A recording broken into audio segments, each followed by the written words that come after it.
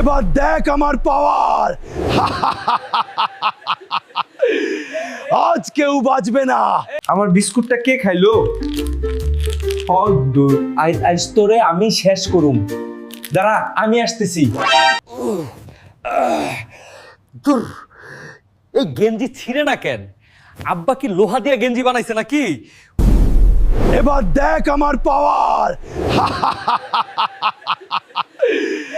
আজ কেউ বাঁচবে না। খক খক খক খক। ওরে বাবা রে, গলাটা ধইরা গেল। মা, একটু পানি দাও। আমার বিস্কুটটা কে খাইলো? আজ তোরে আমি শেষ করুম।